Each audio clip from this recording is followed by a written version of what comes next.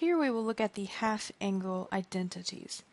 Here we have 5 half-angle identities. We have one for cosine, one for sine, and we have 3 different half-angle identities for tangent. Notice that a few of them have a plus or minus sign out front of the identity. We choose either plus or minus depending upon the quadrant for the angle.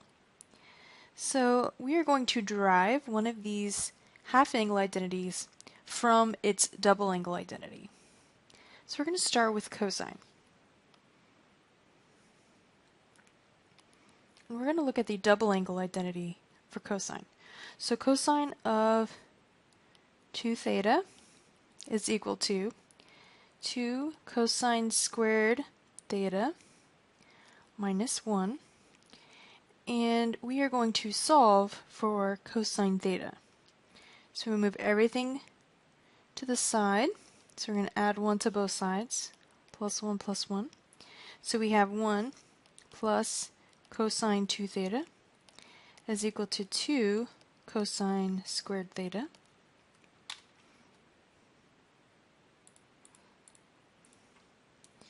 We will divide both sides by 2.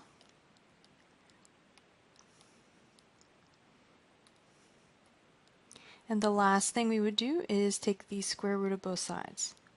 When we take the square root of both sides, we always include plus or minus. So that is 1 plus cosine of 2 theta underneath the square root, all of that divided by 2, equals cosine of theta. We notice that the identity itself is written in a slightly different way. Let's write what we have so far. Cosine theta is equal to plus or minus the square root of 1 plus cosine 2 theta divided by 2. So let's look at the relationship between the input angles for cosine. So underneath the square root we have 2 theta, and outside the square root we have theta. Theta is half of 2 theta, and 2 theta is twice of theta. So another way that we could write this is to say if we have an angle divided by 2, that would be half of angle A. So we'll write cosine A divided by 2. So when we look at the relationship, this angle is half of the angle inside, and then A divided by 2 is also half of the angle inside. The half-angle identities are useful if we wish to find the trig function value of half of a familiar angle. So for example, here we have sine of 15 degrees. We are very familiar with sine of twice that angle, sine of 30 degrees. So if we wish to find sine of 15 degrees, this is going to be half of a familiar angle. So this is our A divided by 2. We're going to use our half-angle identity for sine. So we're going to choose plus or minus square root of 1 minus, and we're looking for cosine of twice 15 degrees. So that would be 30 degrees. All of that divided by 2. Now, should we choose plus or should we choose minus? Well, the angle that we're looking for, 15 degrees, we want to find sine of that angle. That is a quadrant 1 angle. Sine is positive in quadrant 1. So we will choose the positive out front of the square root. This is equal to square root of 1 minus cosine of 30 degrees, square root of 3 over 2. All of that divided by 2. And we wish to simplify the value underneath the square root. So we will multiply all parts of this complex fraction by the LCD, which would be 2. So we'll multiply everything on top by 2 and everything on the bottom by 2. So we'll distribute the 2 across the top. We get 2 minus the square root of 3, all of that divided by 4.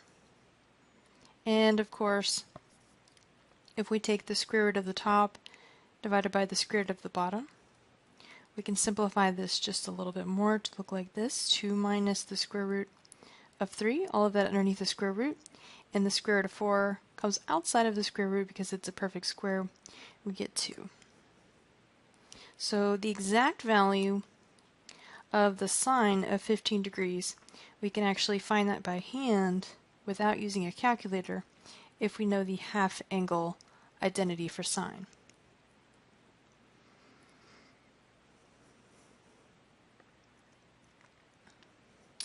In our next example, we're looking to find cosine of 7 pi over 8. So this is not a familiar angle. However, we actually know twice that angle. So let's look. If this is a over 2, so this would be half of one of the angles that we are familiar with. If I multiply this angle by 2, or if I double it, that would give me a. So if I multiply this by 2, multiply this by 2, 2 times 7 pi over 8. 2 and 8 have a common factor of 2, so I can divide by 2, divided by 2, we get 4. So we get 7 pi over 4. So twice the angle that we are given is an angle that we are familiar with. So we're going to use our half angle identity here. So that would be the plus or minus, that would be the square root of 1 plus cosine of angle A, which we just found to be 7 pi over 4. All of that divided by 2. So should we choose plus or should we choose minus? 7 pi over 8. It's not quite pi, so this would be from quadrant 2. So if I was to break the value between 0 and pi into 8 equal parts, that would be 1, 2, 3, 4, 5, 6, 7. So we would land right here in quadrant 2. And in quadrant 2, cosine is negative, so we will choose the negative value for cosine of 7 pi over 8. So let's get rid of the plus there. So we have minus the square root of 1 plus cosine of 7 pi over 4. So cosine of 7 pi over 4, we know that that is in quadrant 4, and that's our pi over 4 reference angle family, so we have square root of 2 over 2. All of that divided by 2. 2 still underneath the square root. We want to simplify that complex fraction, so once again we're going to multiply by the LCD. We're going to multiply everything on top of that fraction by 2, and everything on bottom also by 2. So we end up with minus the square root of 2 plus square root of 2. And we know that 2 times 2 would be 4, and the square root of 4 is 2. So this would be the exact value of cosine of 7 pi over 8 without a calculator. Here we want to find the tangent value of 195 degrees. 195 degrees is not an angle that we are familiar with. We could find an approximate value by using our calculator, but if we wish to find the exact value, then we will need to use an identity. Let's call this angle A divided by 2. So we have some angle that if we were to multiply this angle by 2, then we are actually familiar with twice 195, which would be 390 degrees. Without a calculator, we could actually find out some information about the sine and cosine values of 390 degrees. So let's think about if we were to graph this. 390 degrees would be one complete rotation and then 30 degrees more. So 390 degrees is coterminal to 30 degrees. So everything we know about 30 degrees would also be true for 390 degrees. So we could actually use any of the three half angle identities for tangent. I'm going to use one in particular, but I'm going to show you how to use all three of them. So the first one would be plus or minus the square root of 1 minus cosine of 390 degrees divided by 1 plus cosine of 390 degrees. Would we use plus or minus? Well, 195 degrees is in quadrant 3, and tangent is positive in quadrant 3, so we would use the positive sign for that identity. However, as I progress further, as we go on, this simplification process gets a little bit messy. We would want to rationalize or get rid of the square root that lives in the denominator. So I'm going to move on and I'm going to use a different identity. Let's see if that one will give us a value that might be a little simpler to simplify. A second identity that we have for the half angle for tangent would be sine of 390 degrees divided by 1 plus cosine of 390 degrees. Well, we said sine of 390 would be the same thing as sine of 30 degrees since those angles are coterminal. So that would be 1/2 divided by 1 plus the square root of 3/2. And we can simplify this, of course, by multiplying everything through by 2 and then rationalizing the denominator. However, the third identity would even be easier than the first two. So here we tried the first one, the second one, and I'm going to go on to the third identity that we could use for tangent. This would actually be the simplest one to simplify, because that would be 1 minus cosine of 390 degrees divided by sine of 390 degrees. If we choose the third option, when we simplify, we have 1 minus the square root of 3/2 divided by 1/2. Here we don't have a big square root. We actually don't have any square roots at the bottom, which is nice. And we only have one term at the bottom, which makes it really easy to get rid of the square root if we did have a square root in the denominator. So we want to simplify the complex fraction. All we have to do is multiply every part by 2. And we get 2 minus, here at the denominator, these cancel out and give us 1, which is really nice. So all we have left is to simplify the numerator. So we have 2 minus, these cancel once again, 2 minus the square root of 3. So we could choose any of the three, and I would choose the half angle identity that would be the easiest to simplify, and often 1 minus cosine of the angle divided by sine of the angle is the easiest to simplify.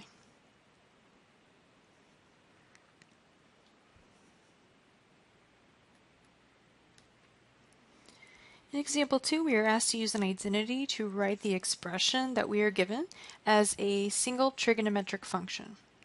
So we want to simplify 1 minus cosine of 40 degrees divided by 2, and we are taking the square root. We notice that this fits the form of the half angle identity for sine. So the half angle identity for sine would be that sine of a divided by 2 would be equal to the square root, plus or minus, of 1 minus cosine of a divided by 2. So we have a positive, we are given a positive square root of this identity. So it's going to be equal to sine of a divided by 2. So the angle that we're given, our a, is 40 degrees. So this would be equal to half of that, so sine of 40 degrees divided by 2, which means this is equivalent to sine of 20 degrees. So we take the angle inside and divide by 2. So this is equivalent to sine of 20 degrees. In part B, this identity looks like the identity, the half angle identity for tangent.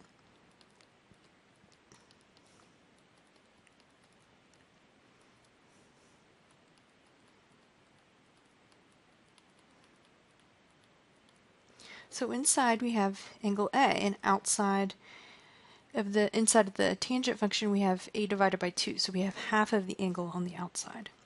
Half of this angle, of course, if this is my angle A, then half of this angle would be 7 degrees. So this would be equivalent to tangent of half of that angle, so tangent of 7 degrees. In this example, we're asked to find sine of x divided by 2, given that cosine of x is equal to negative 5 divided by 8, and we are told that x, the angle x, is between pi over 2 and pi.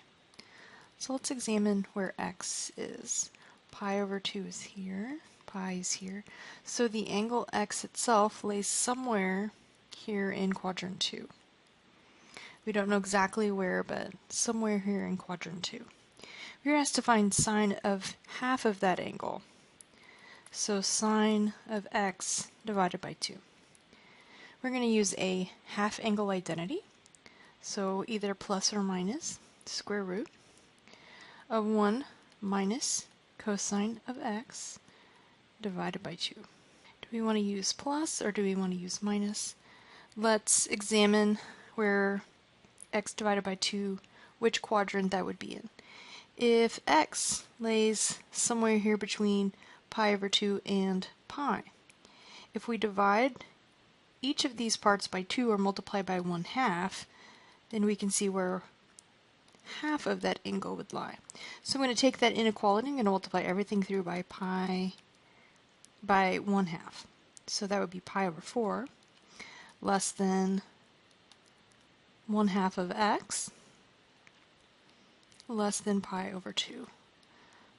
So half of x, or x divided by 2, lays between pi over 4, so that would be here, and here. So that would be quadrant 1. So x divided by 2 is quadrant 1, so we will choose the positive value. Square root of 1 minus cosine of x. We're told that cosine of x is negative 5 divided by 8, and then we divide that by 2. So we have two negatives here. We're going to simplify and make that a plus. Multiply everything through by 8. So we're going to multiply everything on top by 8 and everything on the bottom by 8. We end up with 8 plus 5 divided by 16. On the top we get 13, and the top and the bottom are both underneath square roots. And then we get the square root of 16, which is 4. So sine of half of the angle x is square root of 13 divided by 4. Here we are asked to find tangent of theta divided by 2, given that tangent of theta is square root of 7 divided by 3. We're also told that theta lives between 180 degrees and 270 degrees. So theta lives between these two angles, so theta itself would live in quadrant 3. We see that makes sense because tangent here would be positive in quadrant 3. We want to find tangent of half of that angle. Half of that angle would lay in which quadrant? So we're going to take the original inequality that tells us the values, the minimum and max values for theta. We're going to divide through by 2. So that tells us that theta divided by 2 would lay between 90 degrees and 135 degrees. So if we half theta, we get a value that lives in quadrant 2. So theta divided by 2 lives in quadrant 2, which tells us that the tangent value that we get when we use the half angle identity will be negative.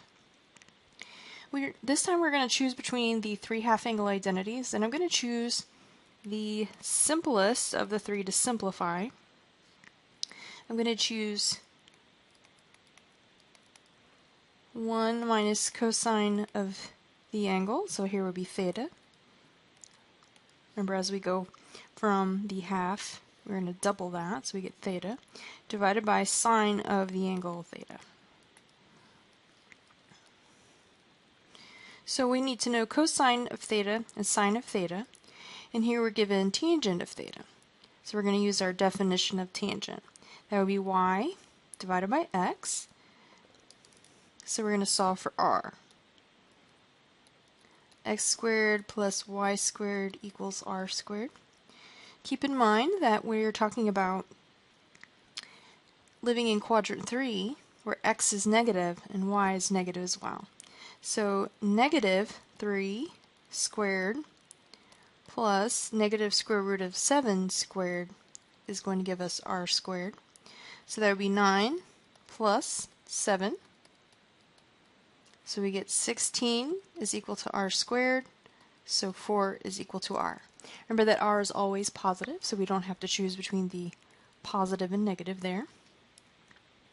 But we do want to be careful as we go on. We have 1 minus the cosine value divided by the sine value of that angle theta.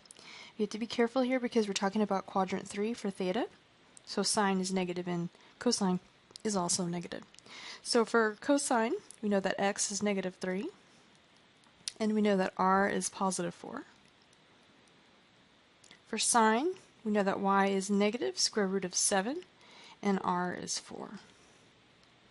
So we plugged everything into our identity, and now we're going to multiply by 4. Before we do that, let's make the two negatives here become a positive, and then we're going to multiply each of these terms by 4. So now we have 4 plus, these 4's cancel, so 4 plus 3, divided by, these 4's will cancel, so divided by negative square root of 7.